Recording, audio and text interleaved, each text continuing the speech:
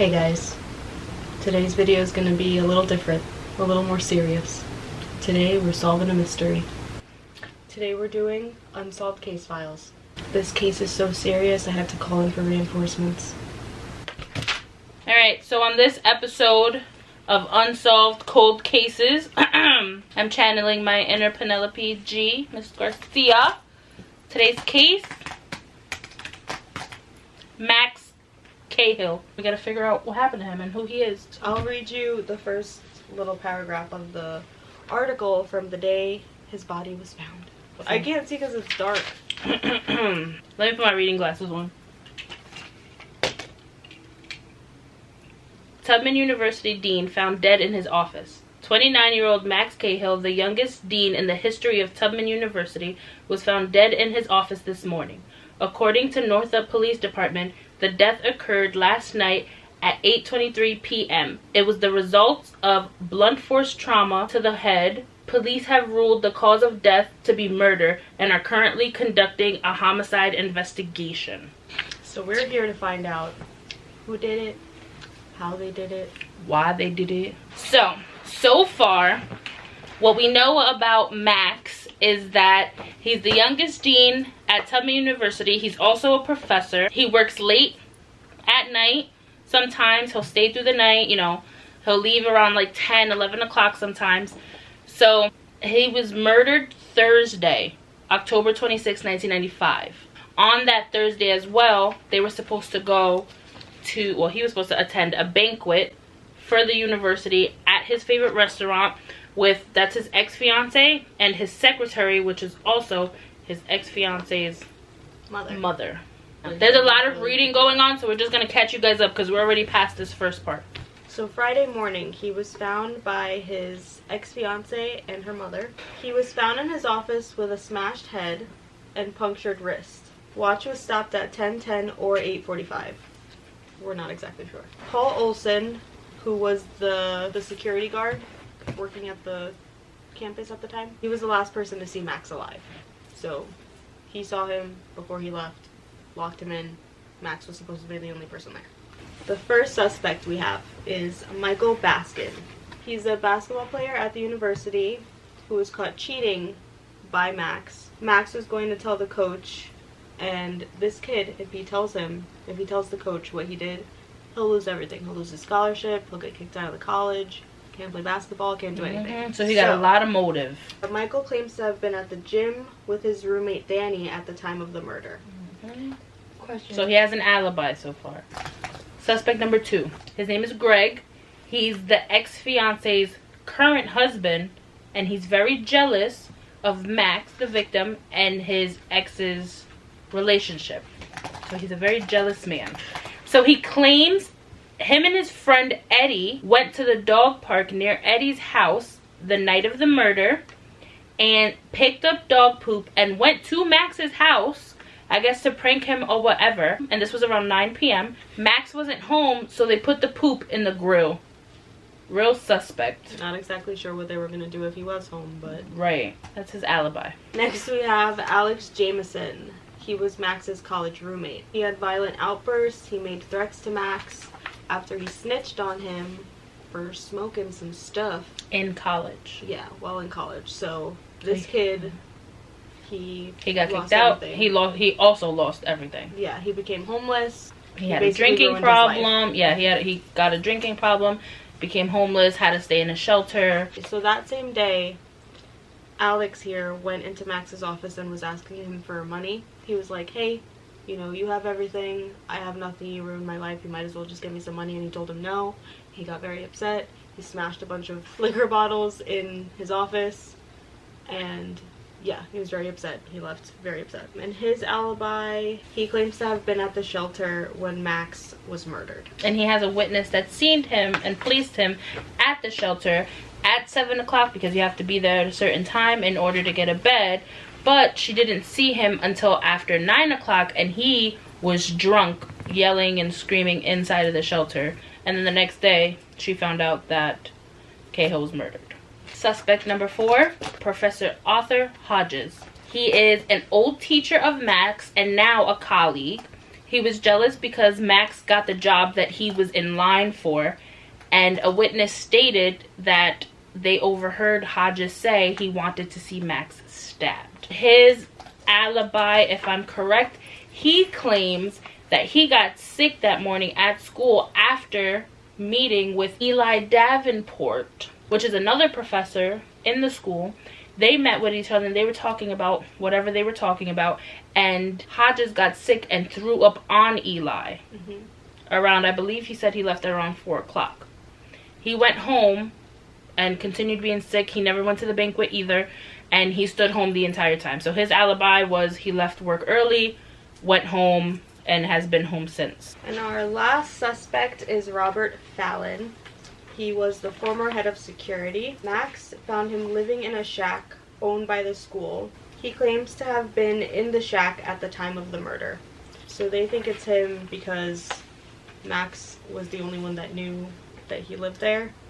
And he was basically living there because he was trying to hide out. We found out later on because he got into some trouble, in some gambling trouble. So yeah, he's obviously upset at Max because he was telling people, hey, this guy's living over there. He's not supposed to do that. He's gonna get him caught. So. And he is also considered a suspect. I just got the email now saying that he never showed up. Him and Max had a meeting Friday at 8:15 that Fallon never showed up for. Now why is that, sir? Is it because he already knew he was dead? You never know. Suspicious. So now we're going to show you all the evidence and everything that we found. So the next step, we had to find 2 pieces of documents that showed how someone could have gotten to Max, because there are 2 cameras, the north camera and the south camera, that basically cover the entire building. So we have the security footage and all the people that were in and out and the times that they were in and out. So we need to find the 2 pieces of evidence that suggest how the killer got into the building to begin with. So let me go out here and print out the blueprint of the school.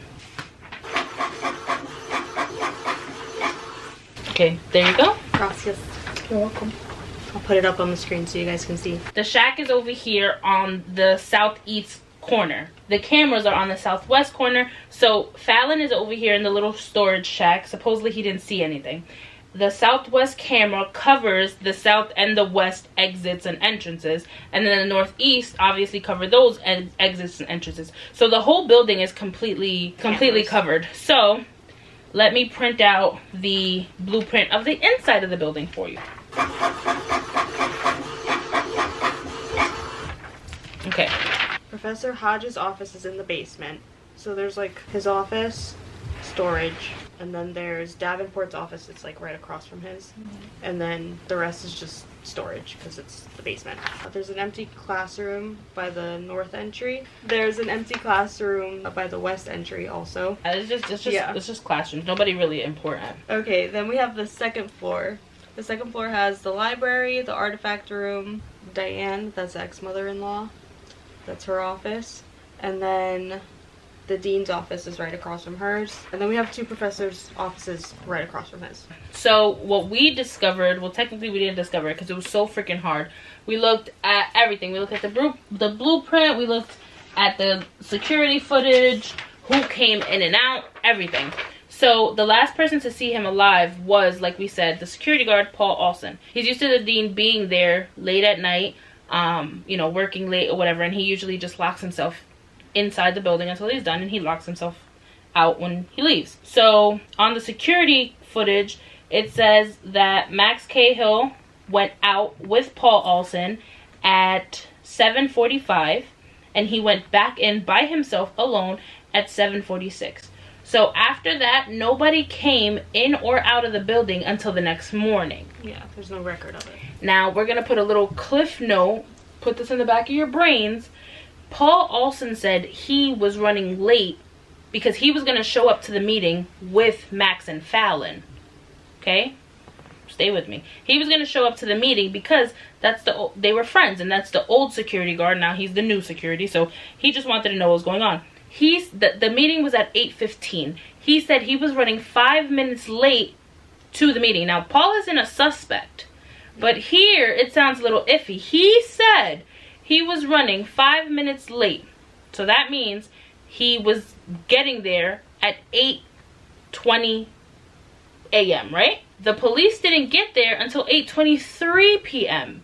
On the security footage, it says Mr. Paul Olson, he went back at 6:14 a.m.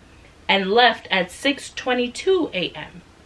Sir, what you was doing there?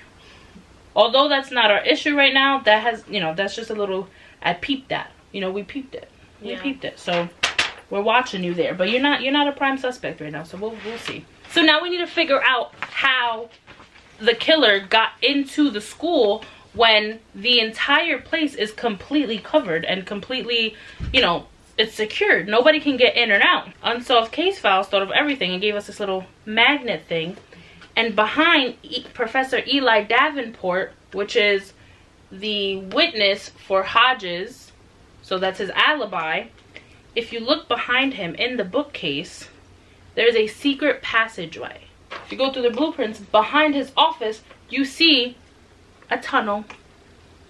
There is a secret tunnel in the school. The tunnel behind the bookcase, we found out from this article, connects to the Dale River. Pause real fast again, just even though I know he's not a suspect, but I have to add in there. After Paul Olson left, you see him on the camera, and then he gets off the camera. He goes over the pedestrian bridge that goes over the Dale River and connects to the other side. How you got to that side? What you was doing on that side of the tunnel? After we find out that there's a tunnel, we also get a few more things of evidence. We get the tunnel, a ball and chain, and an ice pick is what that looks like. Murder weapon? Oh, by the way, they didn't find any of this until decades later. They didn't know there was a hidden tunnel until afterwards. We caught you guys up. This is all the information we know right now. They also gave us a picture of a broken bottle on the floor with white gloves. So objective number 1 was to find the 2 pieces of evidence. We found the blueprint and Eli Davenport's picture with the bookcase in the back. Objective 2 is evidence suggests that one of 5 suspects lied about his alibi and used the secret tunnel to enter the building. When you find the evidence that helps identify the prime suspect, visit the page to see if you got it right. They gave us a picture of a bottle. It has letters on the bottle. So we cut up the picture. Now we gotta put the bottle together and figure out what it says. We need 3 words, it says. We're gonna see who did it and who our prime suspect is. I personally thought it was Fallon because I'm like, hello, that's how he got in, security, like he knows everything, he can get in and out. But Jalissa made a good point. Why would he kill somebody and get more people to look for him when he already has people after him? Yeah, he don't want the cops. He's purposely trying to hide out, so why would he make himself more known? He's hiding because he owes people money. Yeah. So we're gonna go and we're gonna do the bottle, and when we get any closer, we'll come back. All right, so I put it together, and this is what we got. And look, they mess you up because they put all these extra pieces. But it says syrup of ipecac. Hopefully you can see that. Syrup of ipecac. So now we're gonna go ahead and type them in. All right, breaking news. So we put the broken bottle pieces together that had letters on it and found the words syrup of ipecac. Ipecac, if you don't know, makes you puke. I don't know if we should look up the actual definition. I just know it makes you puke. Ipecac, the dried something of South Africa, a drug prepared from this. Oh, so it's basically a drug. I guess that can make you throw up. Yeah, it makes you feel sick. So yeah, it makes you feel sick. Vomiting. It's an accidental poisoning. That's what it says. It can be used to accidentally poison someone. So I put the first word syrup, second word of, third word ipecac, and our prime suspect at the moment, because we know that he threw up in Eli Davenport's office, is Professor Hodges. You did it! You got the prime suspect. Wow, that's crazy. Now you can open envelope marked bonus envelope B. Here we go. Ooh, I feel more pictures in here. Morgan just dropped these off. Morgan. He said, baby girl, these are for you. My honey bunches of Cocoa Pebbles. Oh, there's a picture of Max and Professor Hodges, and Max looks happy. Professor Hodges looks pissed off, and they're also at the restaurant. Chez Lorraine, that's the name of the restaurant. Chez Lorraine. Find evidence that proves which suspect killed the dean. To whom it may concern, I cannot thank you enough for being so instrumental in getting Max Cahill's case reopened. At one time, Max and I were engaged and married. Oh, so this is from his ex-fiance. At one time, Max and I were engaged to be married. So many years have passed since then, but my fond memories of Max never will. Not a day goes by that I don't wish things turned out differently. I was married when he moved back to town and knew I made the greatest mistake of my life at the moment I saw him again. He about to be jelly. Oh.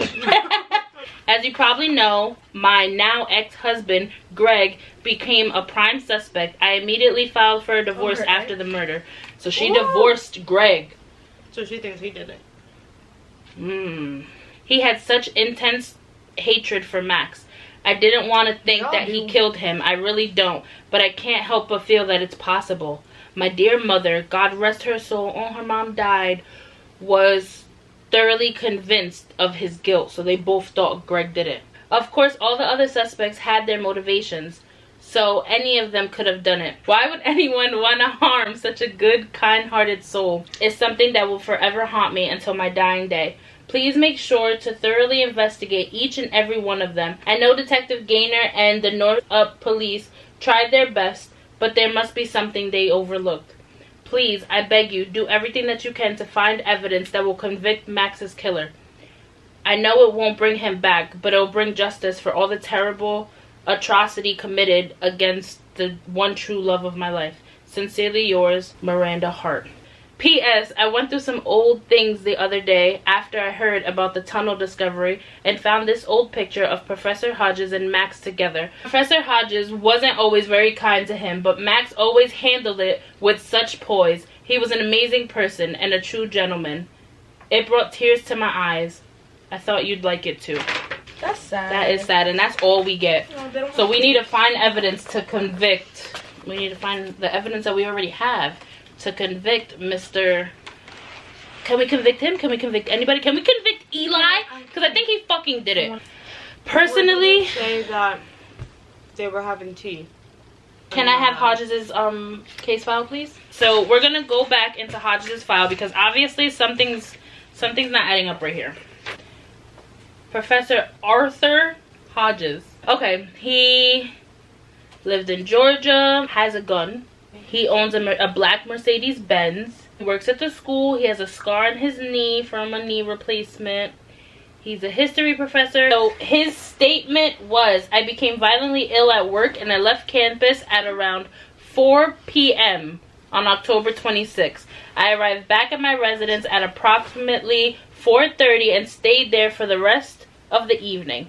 Once I got home, I was quite sick and fell into complete exhaustion, sleeping off until the next morning when the North Up police woke me up around 10 a.m. Other than frequent visits to the bathroom and vomiting and getting up to find the television remote, I can't recall leaving my bed at all. So he said he didn't. No, I think I found something. Give me the thing that makes it go close in the picture that he's dead. Because Davenport. Yeah, I found something. Well, there's a broken teacup. I think in... So who gave who the tea? So this is Eli Davenport's narrative. Are we ready? He says, I'm a history professor at Tubman University, specializing in medieval folklore. He liked that crazy shit. I've been a colleague of Professor Hodges for the past 21 years. Thursday afternoon, I had the distinct misfortune of having tea with him in my office, where he became extraordinarily ill and vomited all over me. He was looking through my bookcase for an old copy of Count of Monte Cristo when he suddenly turned towards me, made a strange facial expression, and vomited. We were thinking first that maybe he vomited because, like, he killed someone or was, like he Just felt guilty or whatever. But he wasn't dead yet. The guy wasn't dead yet, so yeah. Whatever. So we brushed it off. But now the teacup, they had tea, so we already had. But it's hard if it was Eli or if it was Hodges. There's a teacup in the room. He's dead. Who made him throw up? It had to be him. Right, that's what I'm saying. Who gave who the tea? It doesn't say that. They just said they had tea together. My clothes were covered, but fortunately, I've always kept a spare set of pants and a clean shirt in my office. Poor Professor Hodges. Like, he felt bad for him. Was distressed that he was sad that he couldn't attend the banquet. But there's really nothing anyone can do about it in such a situation. So he's like, oh yeah, nothing, whatever. Everyone was going with the exception of Dean Cahill. He's a bit of a workaholic, and I even told him a few times it's going to kill you. Of course, I didn't mean anything like this. I know I'm looking at the smallest details, but you know how he's right-handed? I know this is a small thing, but no one's gonna open the door if you're lefty, the right door. The door's open on the right side. Like, if you were facing wherever the door comes from. Like you're gonna grab it? Open it like that. You're not gonna be like... Right, it says 3 pieces of evidence. So I feel like his statement might be one of the pieces because they say he drinks the tea. It's also like he's giving this guy an alibi. Like he's like, no, he didn't do it. But my thing is, why he's looking at your bookcase knowing dang well what's in the bookcase, because I know you know too, Mr. Professor. Another piece of evidence should be his crime photo, because there's a piece of tea on the floor. I mean the teacup piece of tea. We need one more piece of evidence. The one that they just gave us. With the bookcase. Because like if he was looking for the book or whatever, maybe he saw something. All right, let's see. Let me type this out. Here we go. Sorry, none of those are the documents we were looking for. Don't give up. We have to avenge Max's death and put the killer behind bars where he belongs. We could still use this as something. You know, like anything. Right, why would he have a ring if they were already exes? What if Miss Miranda gave Max, because she said she instantly knew when he moved back to town, that she made a mistake. So what if the night she was like, hey, come to the banquet, whatever, and he was like, no, and she's like, listen, maybe we have to talk. Bam, gave the ring. She's like, I don't want to be with him, and gave her wedding ring to Max. Why would Max have the wedding ring? Unless why put this her old wedding ring? But why would she say she thought that he was guilty? So this is a part of evidence. This is a part of evidence to try to say that it's we need one more piece. The detective said you stormed out of Max's office yesterday morning screaming, you better stay far away from her or else. And this is Thursday? If he storms out the office Thursday, why don't we see him on here? He's the unknown man. Is he the unknown adult? Why were you there for so many hours? Greg was hanging with me the night of the murder from around 7 to maybe 10:30. We had some beers and talked. He was still pretty riled up from the new dessert menu over at Ches Lorraine. So I'm going to add Eddie's statement, the picture of the dessert menu, and her handwritten letter. Let's see. Sorry, those are not the 3 documents that will convict the killer, but you got one of them right. Stick with it. You're so close. So far, we took Miranda's handwritten letter because she does say something about Hodges on the bottom, saying that he was never nice to him. Then we looked closely at the picture of Hodges and Max and realized that one of the tables doesn't have a centerpiece. The centerpieces are cylinder, I don't know what, but they're just cylinder. I figured the autopsy report that says that he got hit with something cylinder. Things that were found in there. Oh my god. But you got one of them right. Stick with it. So it has to be that one. It is this. Yeah, okay. So this is right. It's Diane's report. Because you literally can't miss anything. Diane. Basically, she was just saying that he was jealous and that like when he saw the dessert menu or whatever, that he was like telling her like, I don't want you talking to him or seeing him or whatever, and she basically ignored him because she was like, fuck that, I'm not doing it. I don't know. Alright, so we're gonna use, what's her name? Diane? We're gonna use her witness statement. I'm sorry. We're gonna also use her handwritten letter. We need one more thing. And she said Professor Hodges was pretty peeved about not becoming the next dean, but seemed to be coming around. Alright, so we put her handwritten letter, his investigation sheet, and the witness statement. Now it's saying none of them. That doesn't make any sense. Did you change one? So No. So it's not this. So it's not that. Let's just add the handwritten letter just to see what it says. We're gonna do the photo of the dessert menu. Should we do the photo of them together? Yeah. Okay, picture of Cahill and Hodges. Sorry, these are not the three. You got two of them right. Oh, It has to be these. oh. Okay, alright. Those two are right. What did we, the handwritten letter is wrong. What are we doing? This? I don't know. The evidence photo of the things in his pocket. Why are JD, you're a fucking genius. It was. JD, you're a fucking genius. You can now open the envelope marked envelope C. There's been astonishing development in the 1995 unsolved murder of Tubman University Dean Max Cahill. According to police, a former Tubman University professor, Arthur Hodges, has confessed to the murder. Max Cahill was killed on October 26, 1995, while alone in the Meacham building. Homicide detectives closed the case without a conviction since they could not figure out how the killer got to him without being seen by security cameras. The case remained closed until recently, when police were tipped off to a secret tunnel in the basement of the Meacham building. Not only was the tunnel used by Arthur Hodges to murder Max Cahill in 1995, it's also believed to have historical significance as part of the Underground Railroad, a network of hiding places used by escaped slaves during the Civil War. Investigators found photographic proof that Hodges swapped lapel pins with Cahill after murdering him, and Professor Hodges confessed when confronted with the evidence today. Hodges is currently in police custody and is expected to serve the rest of his life in prison.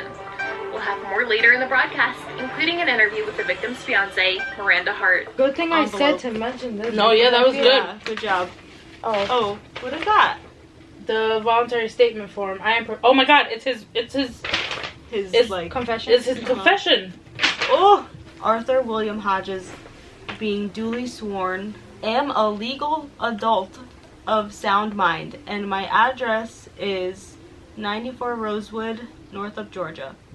That I have the right to remain silent and don't have to say anything if I don't want to. Why the fuck is he talking like that? No promises or threats have been made to me to induce me to make this statement. I am Professor Arthur Hodges, and on the evening of October 26, 1995, I deliberately killed Max Cahill. I admit it. It was brilliantly premeditated, and I take great pleasure in finally divulging the details. I knew Max would be working late that night and he'd be alone, as the rest of the faculty were attending a banquet in downtown Atlanta. I needed a good reason for not attending the banquet, as I was to be a keynote speaker. I also needed an alibi, so I turned to syrup of ipecac. Syrup of ipecac used to be administered to those who swallowed something highly unpleasant in order to induce vomiting. And since I'd been swallowing the highly unpleasant presence of Max Cahill for far too long, it seemed to apropos that I should use it in this particular instance. It worked like a charm. Not only was I able to convince everyone of my sickness, but I was able to do so by manner of violent projectile vomiting all over another professor, whom I loathed almost as much as I did Max Cahill. I played the part of the ailing stomach bug and went home.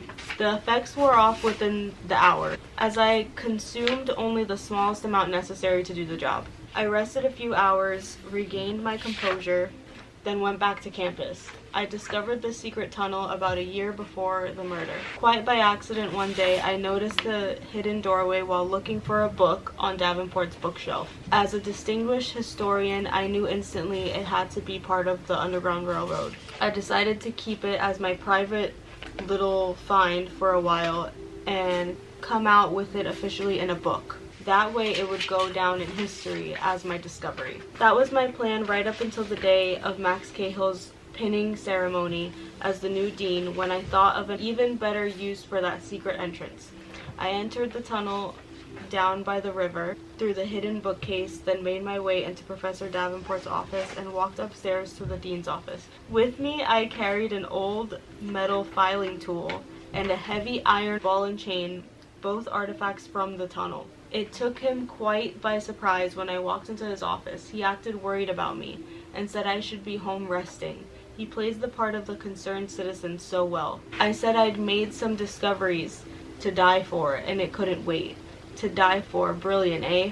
I told him I'd just discovered the secret passageway and that it must be part of the Underground Railroad, given the artifacts. I handed him the file and asked him to read the inscription, and while Max was struggling to read the worn-down letters that were barely legible, your words are barely legible, I grabbed the chain and lifted the ball up over my head and came down upon that know-it-all skull of his with full force.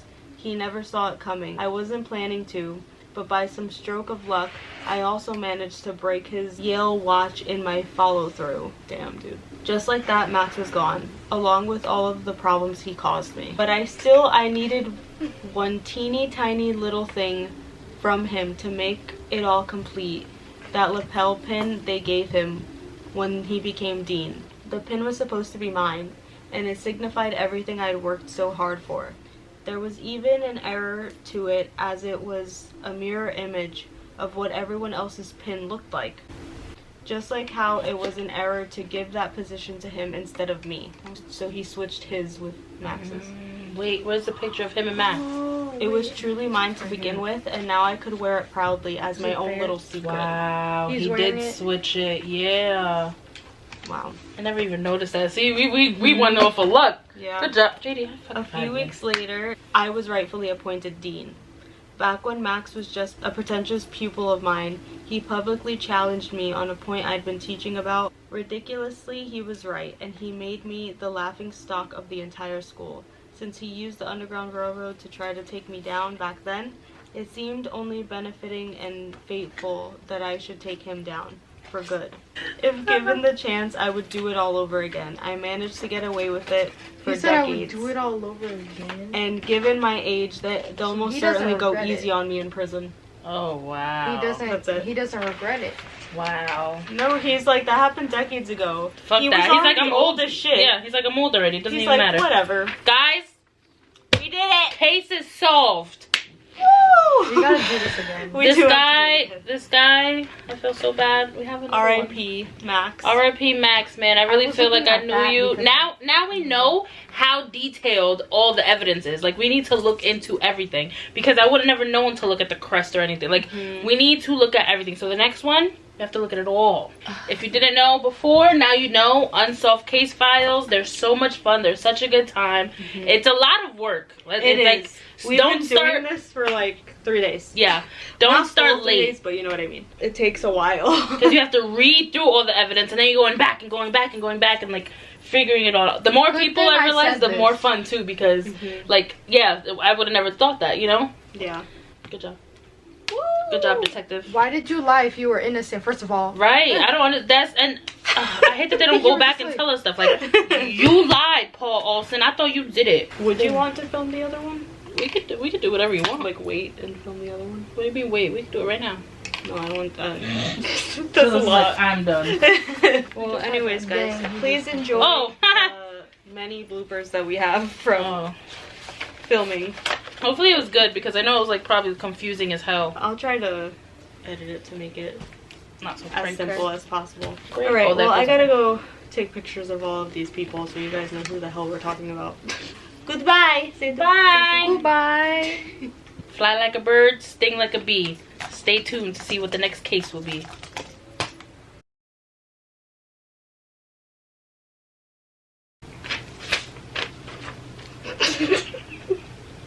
I can't even see with these. Watch was stopped at 10:10. Wait, 10:10 or 8:45. Remember? it says You can say 8:45. You put of. No, it's or. It's just the way I wrote it. You wrote it with a line in the middle. Professor Hudges wasn't always kind to him, but Max always handled. Why is I'm getting tongue twisted? God. Oh, duh, I don't got my glasses on. Can't see. Professor Hutchins wasn't always... Fuck. I'm thinking about Vanessa Hudgens. Why would anyone want to harm such a good, kind-hearted soul? Because he's a snitch. That's true. He writes with his right arm, with his his right leg. He's about...